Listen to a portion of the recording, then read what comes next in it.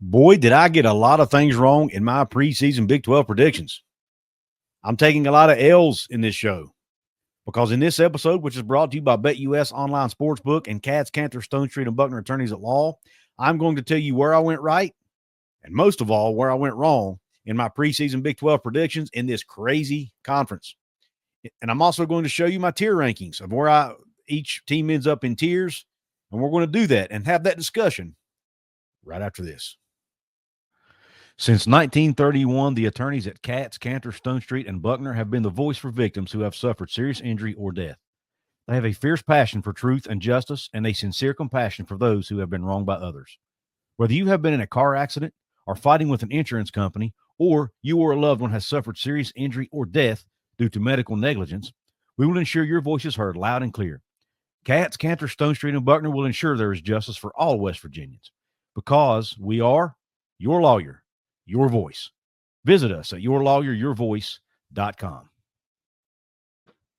What is up? Welcome into another episode of Couz's Corner. Come on in, make yourself comfortable, belly yourself up to the bar, and let me pour you out this shot of top shelf college football news and analysis.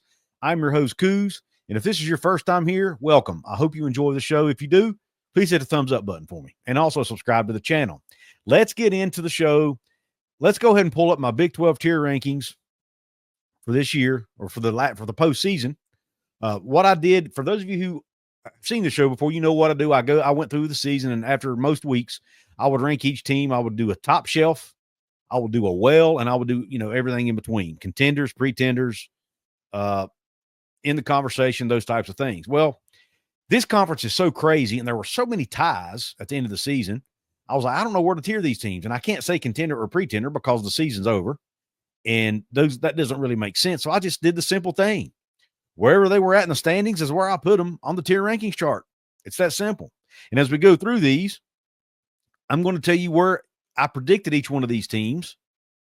And then I'll tell you, going into the season, I'll tell you where they finished and how wrong I was about most of these and a couple that I was fairly close on and even maybe right on a couple. So let's go ahead and jump in. The first team, the Arizona State Sun Devils. Let's start off on the wrong foot, at least for me. I predicted that Arizona State would go 3-9 overall and 1-8 in Big 12 conference play. Boy, was I wrong. Now, thankfully, I'm not the only one. A lot of people had them picked at the bottom. But they end up finishing 10-2 overall and 7-2 in league play, tied for first in the league. They're actually playing in Arlington this coming Saturday for the Big 12 title against one of the other teams, Iowa State. Now, I was actually pretty close on this one. Iowa State Cyclones, they finished the year 10-2, 7-2, just like Arizona State, tied for first in the league, playing in Arlington for the Big 12 title. I actually predicted going in that they would finish 9-3 overall, 7-2 in Big 12 play. So I was actually right on their conference record, but missed by one game overall. So I have Iowa State, Arizona State. That's where I went wrong on those two teams. Now, the third team that's tied for the top of the league standings is the BYU Cougars, or the BYU Cougars, I should say. Need to use proper grammar here, right? BYU, I'm taking another giant L here. I predicted they would go 2-10 overall and 1-8 in Big 12 play. Again, way off. The Cougars proved me wrong. They go 10-2, 7-2, tied for first place in the league. I'll take an L. Let's go to the fourth team who was tied for first place in this league. Another team who I did not think would make a bowl game and who, again, proved me wrong. The Colorado Buffaloes. I predicted going into the year that Colorado would finish 4-8, the same record they had in 23. And I predicted they would finish 2-7 in Big 12 play. What'd they do? They finished 9-3 overall, 7-2 in Big 12 play, just missing a shot to play in Arlington for the Big 12 title thanks to tiebreakers. But they were tied for first atop the league standings. Now let's go to the second place teams, the teams who were tied for second place. Let's start off with the TCU Horned Frogs. They finished 8-4 on the year, 6-3 in league play, tied for number 2 in the league. Going in, I picked them to finish 10-2 overall and 7-2 in league play. Now, I looked at their schedule going in and thought it was somewhat soft compared to some other teams because, we all know about the unbalanced scheduling. They actually didn't do quite as good as I thought they would against that schedule. They started off the year a little bit slow, struggled to run the football at times this year, Did have a really good pass offense that's helped them win those 8 games, but nonetheless, they did finish at 6-3 in the league, which is not bad, and tied for second place. Now let's go to the team who just absolutely boat raced my Mountaineers this past Saturday, the Texas Tech Red Raiders, and I guess really put the final nail in Neil Brown's coffin as the head coach of West Virginia. But Texas Tech, I predicted they would go 7-5 overall and 4-5 in league play. Now, I was off, but not by a huge margin. They actually finished 8-4, so 1 game better than I predicted, and they finished 6-3 in league play, 2 games better than I predicted. So hats off to Texas Tech for exceeding my expectations. All right. The third team tied for second place, and a team who went on a hot streak to end the season, the Baylor Bears. They started off extremely slow. I think they dropped their first 3 games in the league play. They never lost another one. They finished 6-3 in league play, 8-4 overall. And I predicted they would go 5-7 overall and 3-6 in league play. And I thought Dave Aranda would end up losing his job at the end of the year. That's not happening. So hats off to the Baylor Bears, another team who absolutely boat raced my Mountaineers this year. And they did it in Morgantown just a couple weeks ago. So hats off to Baylor for their season, 6-3 in Big 12 play, and saving Dave Aranda's job and we'll probably get a decent bowl game. Next, let's go to the next group of teams. The teams tied for third. This is where my team, the West Virginia Mountaineers, come in. I predicted they would finish 8-4, finish 6-3 in Big 12 play. They were the absolute definition of mediocrity, finishing 6-6 overall, 5-4 in Big 12 play. So I was not that far off on the Big 12 record, but overall I was off by 2 games. They end up finishing tied for third in the league at that 5-4 mark. The team they're tied with, the Kansas State Wildcats. Kansas State finishes the season 8-4, 5-4 in Big 12 play, and again tied for third in the league. I predicted they would actually finish 10-2 and 7-2. So they did not finish as strongly as I thought. I had a feeling that A.B. Johnson would not be as good as people, the prognosticators going into the season, said he was going to be. I was somewhat right on that. He struggled to throw the ball at times. It was very exciting in the run game, not as good in the pass game, or not as consistent anyway. But I thought their defense and that run game would be able to sustain them and get them to 10 wins based on their conference schedule. I was wrong. They had a stint there for a couple weeks where they just struggled a little bit to knock them out of the Big 12 title race. They did boat race my Mountaineers in Morgantown, though. That's kind of a theme here, isn't it? But anyway, they end up tied finish with West Virginia with the same conference record at 5-4 overall, and they finished 5-4 in league play, 8-4 overall. If you're looking for a brand new sports book, look no further than our friends over at BetUS Online Sportsbook and Casino. Right now, on your very first deposit, you can get a 150% sign-up bonus with promo code YouTube150 at checkout. Again, promo code YouTube150 gets you a 150% sign-up bonus on your first deposit.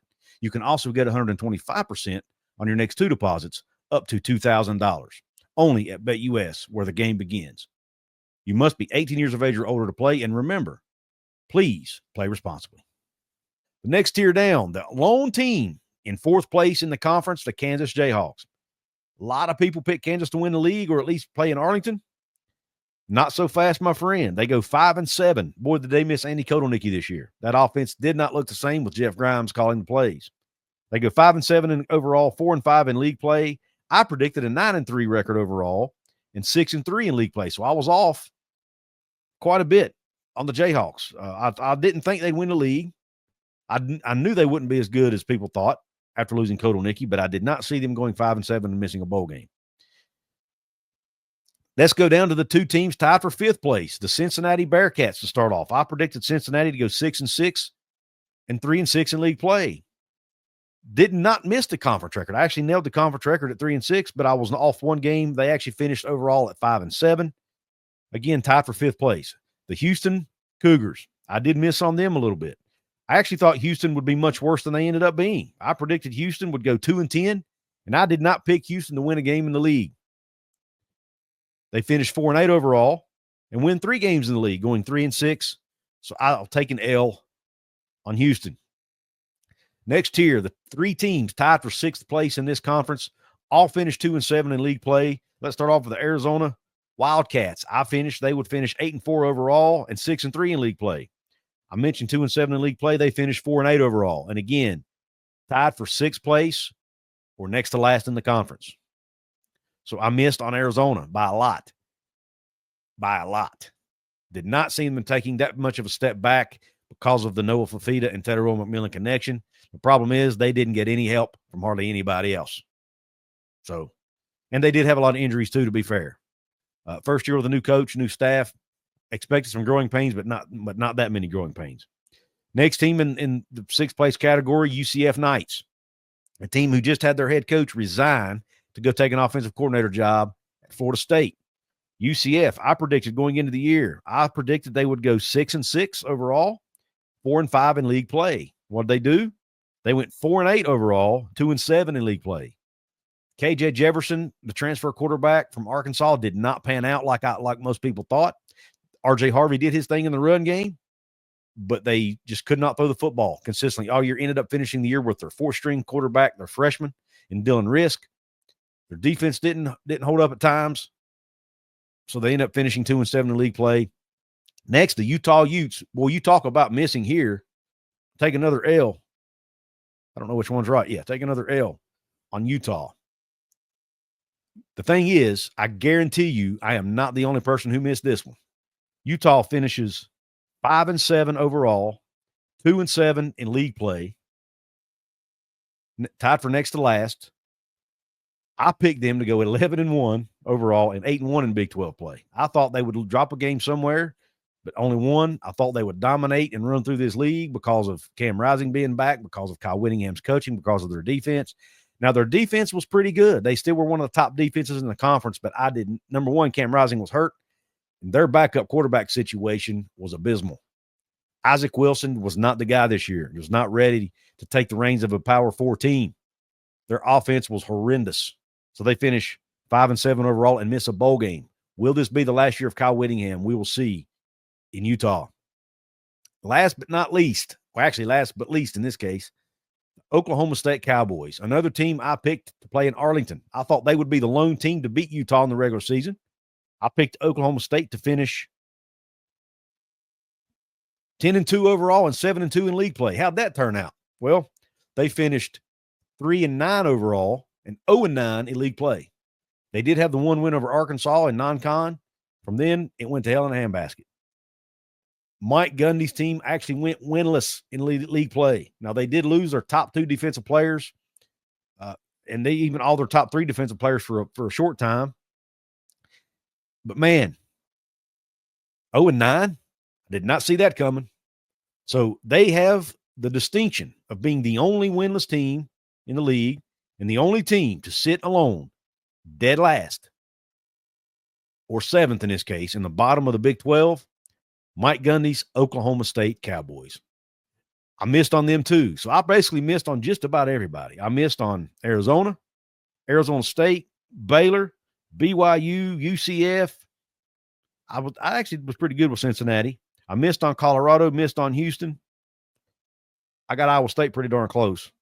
Missed on Kansas. Missed slightly on Kansas State. Big miss on Oklahoma State. Wasn't too far off on TCU. Not that far off on Texas Tech. Big miss with Utah and a miss with WVU by one game. So, or two games actually. So that being said, where did you miss? Where did you get your projections wrong? And what do you think about me missing? Thankfully, I'm not the only person who missed on a lot of these. The Big 12 media even missed on a lot of these. I don't think anybody saw Arizona State playing for the Big 12 title. I don't think anybody saw BYU going 10-2. And I don't think anybody saw Utah winning only 5 games this year. If you did, then you're much smarter than me because I didn't. Let me know in the comments what you think. I want to also give a shout out right now to my VIP channel members of this episode, mostly new members here on the channel. Shout out to Matt Gandy. Shout out to Big Dan T. Shout out to Aaron Riffle Fishing. Shout out to Matthew Watkins and Tyler Cobb. Thank you all for being paid VIP members here on the channel. If you want to join that club, hit the join button below or go to my channel homepage and you'll see a join button over there. There's also a link to it in my description box. I want to remind you that I am an affiliate marketer of ONIT Athlete Trading Cards. Get the ONIT Athlete Trading Cards for your favorite team. Help your favorite team with NIL. The athletes get 60% of the profits. I'll make a small commission if you use the link in my description box. And you'll get yourself some really nice collectibles, some really nice ONIT NIL trading cards of your favorite college football players. They likely have your team, so go check it out using the link. And if they don't have your team, maybe they're coming soon. Last but not least, I want to give one more shout out to my paid sponsors, BetUS Online Sportsbook and Katz, Cantor, Stoshian, and Buckner Attorneys at Law. Thank them for helping me keep the lights on. Thank you for tuning in. Be sure to check out this video here in the top of your screen. Hope the rest of your day is top shelf and cue country roads.